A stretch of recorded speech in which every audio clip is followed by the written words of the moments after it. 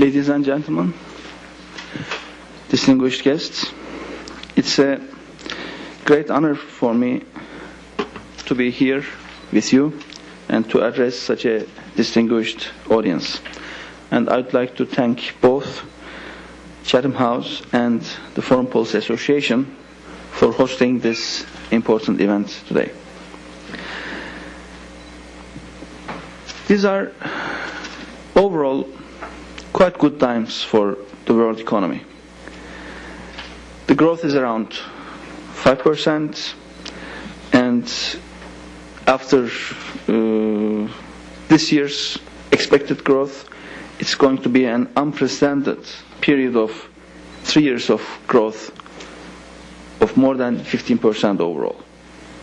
Global trade continues to expand and inflation remains quite subdued. And this is in spite of the fact that oil prices are increasing. Financial markets and international liquidity remain hospitable, and looking at these broad parameters, the overall picture of the world economy seems quite promising. But what is downside of this picture? Figures remind us that the risks built up during these good times. Maybe we all know, but the sheer magnitude of the figures are also quite striking. Professor Frankel and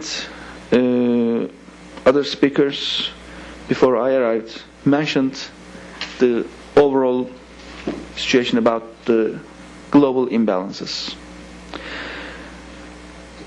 So I don't want to tell about these all again, but I would rather talk more on how, in the case of Turkey, we were able to manage the situation overall. Turkish economy during the last 4 years of time, from 2002 to 2005, grew with an average rate of 7.8%. And this is the highest growth of any 4-year term in the history of the country. Also, the chronic problem of inflation is now being solved. For 34 years, Turkey had either 2 or 3-digit inflation figures. For the first time, in 2004, we hit 9.3%, and last year the figure was 7.7%. Both high growth and inflation reduction happened during a time when oil prices increased tremendously and the interest rates of the major central banks of the world has been increasing. I'd like to share our experiences for the last 4 years to maybe take Turkey as a case and how a developing country could achieve these results in the overall picture of the world that we are discussing. We have been going through fundamental reforms. Structural reforms are the key to have sustainable economic growth. Even to resolve the imbalances, again, we should look for the solution at the structural issues. Temporary adjustments, like playing with the currency exchange rate or so, is not a solution in the big picture. What we have been doing in Turkey for the last 4 years is doing reforms on the political side and on the economic side. Because political reforms are also very important for a developing country. Economic reforms, if not backed by political reforms, are not giving long-term, lasting good results.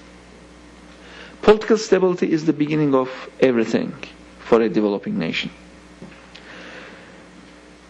In order to make sure that our political situation overall improves, we have chosen ourselves a very important framework, which is EU accession.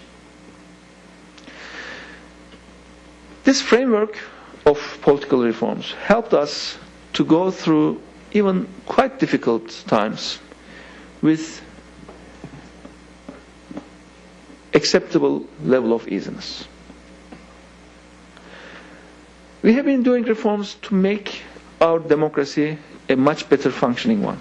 We made reforms to make sure that human rights and freedoms are better respected in Turkey.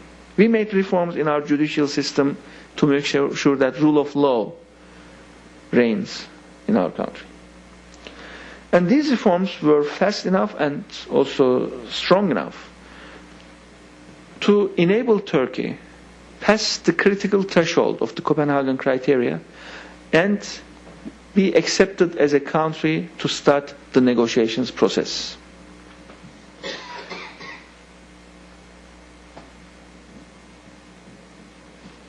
The political reforms that we were able to do, and now the reforms which we are going to continue doing, in a way refine, and also the reforms which we are implementing better and better, is helping Turkey become a more and more stable country overall. During the time of our government, we provided stability, maybe because we are a single party government, it's not a coalition. We have 2/3 of the majority in the parliament, it's okay. But then we also had to do things to make this stability continue even after our term, or even after next elections that we will be observing. And these political reforms will help our country to have a sustainable and long-term stability. In this respect, the European Union target, European Union vision of us is defining what kind of a country we are going to see 10 years, 20 years from now on. Because Turkey is in a difficult geography. When we look at our neighbors, let me count: Iraq, Iran, Syria, Armenia, Georgia. It's not an easy neighborhood. So by taking the EU vision as an external strong anchor, in a way, we differentiated our country from rest of the region and made Turkey a much more predictable place. And we started the negotiations process. Starting 3rd of October last year, under 35 chapters, we started to screen the EU acquis, which is estimated to be around 120,000 pages or so, which defines the rules and institutions of the EU. And we are almost halfway through doing this. And for the very first chapter, we even started exchanging the negotiations documents. So things are going on quite well on the technical side.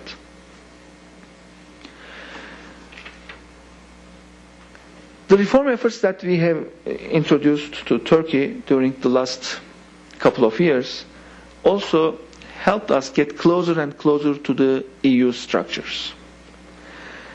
And now we find out that it is not going to take a very long time for Turkey to meet these conditions and also be ready to become a full member. There has been a very big discussion in 2004, end of 2004, whether Turkey should become a future member of the EU or not.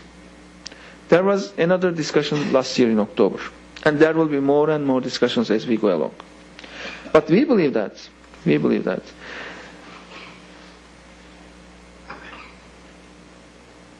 the Turkey-EU relations, the accession process of Turkey itself, is going to make the European Union a very different place. When Turkey is in, the role of the EU as a global player will even be more and more securely defined. The reform process of Turkey, the political reform process of Turkey and EU accession process of our country is being very closely followed by a very wide geography.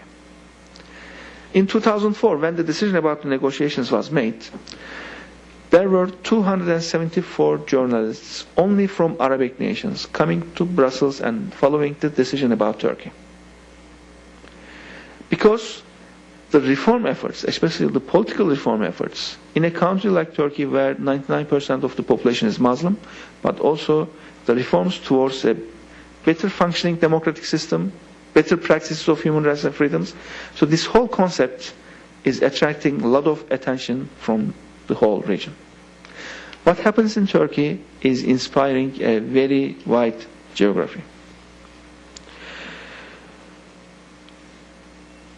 In a way, we would like to see a future area where different cultures and civilizations meet in harmony.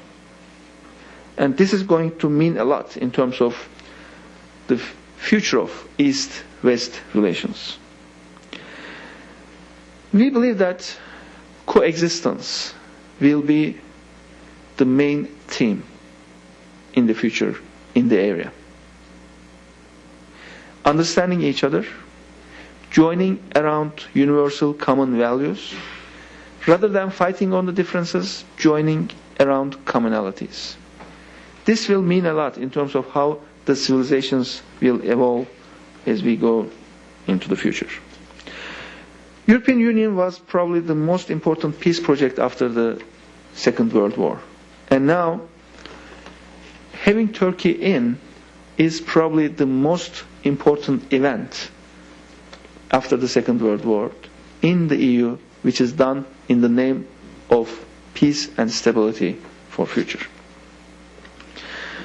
So all these political efforts that we have been doing, all the political reforms that we were able to introduce, were also backed by a very rigorous economic reform effort.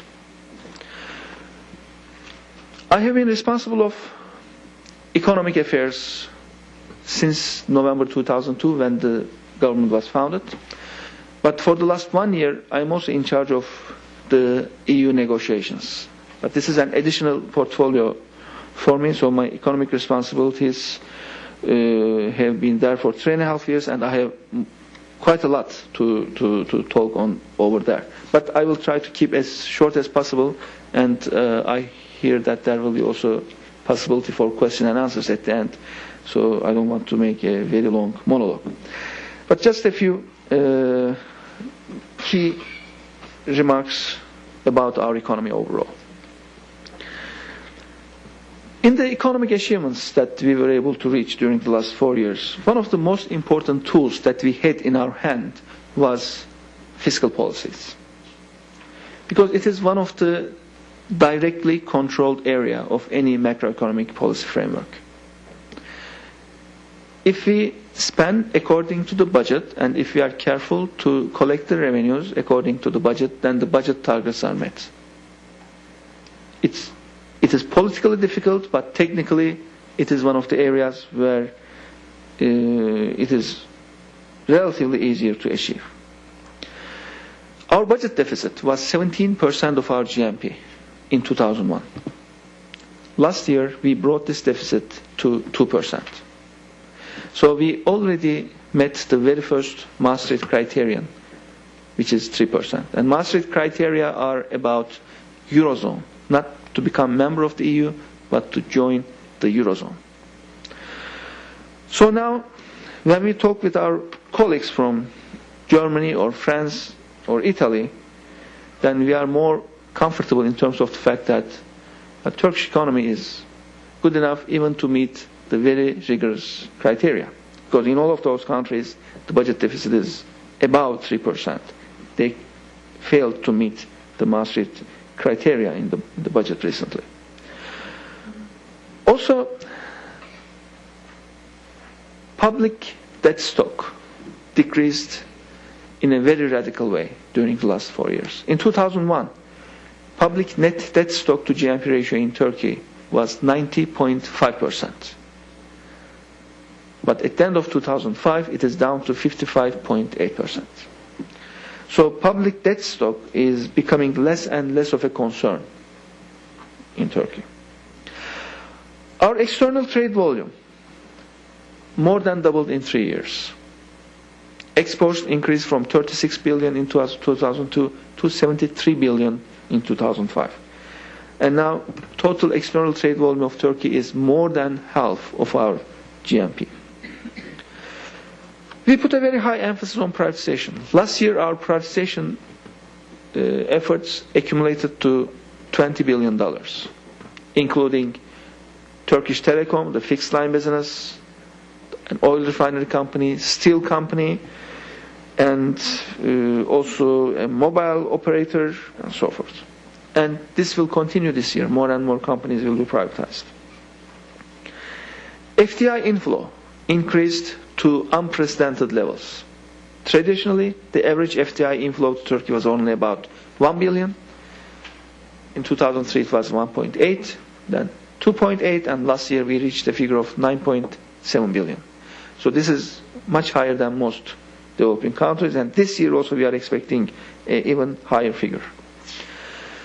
One of the first steps that we have taken after we founded our government was to pass a new law through our parliament, which is the FDI law. By the new law, we introduced a framework where there is no differentiation between domestic and foreign investors. As long as a company is incorporated in Turkey, it receives identical treatment. We don't care who the shareholders are. So this opened a door where a lot of multinational companies now come to Turkey, invest, and almost feel like locals. We are now even lifting the term foreign versus domestic capital, but we refer to this as global capital. Our structural reforms continued on the financial sector, on the public sector. We are now in a new scheme where we prepare 3-year budgets. Our budget for this year was not only for 2006, but it also includes 2007 and 2008. So we are now bringing a medium-term predictability to our fiscal policies. We have a new banking law. We are now passing a new law on mortgages through our parliament. Last week, actually, we just passed a social security reform law through our parliament, a fundamental revolutionary law which is changing the whole system in Turkey. And by taking the right steps right now, we will never fall into the traps that some European countries have fallen. By setting the parameters of the system right at the very beginning, and by bringing a system which covers the whole nation and which has the parametric aspects in line with a sustainable and reducing deficit as we go along. And this will also help us to bring down our deficits in medium term and long term. And looking at the difficulties of some European countries, even the United States, how the social security reform is a difficult area, we are very happy that we were able to do this reform, also building social consensus. We talked with the unions, with the NGOs, and with different sectors to make sure that more and more people are on board, and the reform was done in the least painful way overall. Now we are emphasizing especially areas like education, labor market flexibility. We are getting prepared to do reforms in those areas. For the first time after years, in 2003 budget, in our first budget as the government, we put education to #1 place in terms of spending. And for the last 4 years, including 2006, education is the #1 spending area in the government budget. Right now, 90% of the primary schools in Turkey have internet connection and they have a computer lab. So 90% of our primary school students have internet accession.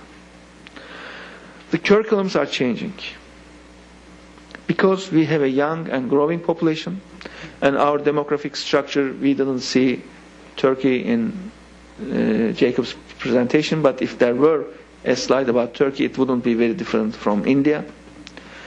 But this is a very important asset for us, especially now that in European Union countries the populations are aging and shrinking. Turkey has a lot to contribute in this respect. But we can only do this by a better and better educated population. That's why we are emphasizing education a lot. Turkey is now #1 country in the world in terms of sending students to the US for higher education. I'm sorry, #1 in Europe, #5 in the world. So after countries like China, Korea, and so forth, we are #5 in the world, and in Europe, we are #1. Just to give some figures about how open of an economy and how open of a society Turkey is becoming, right now we have 256 television channels in Turkey. 30 of them broadcasting nationwide, the rest local. We have 1,100 radio channels. All of these are private, except a few which is government controlled. So as a summary, just to sum up, what I would like to emphasize is prudent policies, long-term perspective, not following populist policies, but following rational policies. Doing things not for our own selves, but doing things for next generations, paid off in Turkey. Right now we do have a current accounts deficit, which is quite typical in most of the accession countries, like the new 10 member states, for example, in the EU, where the country keeps importing machinery and equipment. But then even the resolution of that current accounts deficit problem doesn't lie anywhere in the currency exchange rate or whatsoever, but it lies in the structural reform efforts that we are working on to be more and more strong on high value added sectors, and person by person making the population a better educated population. It's not only the number of people working, but it's also the quality of the workforce what matters. So again, thank you for your patience.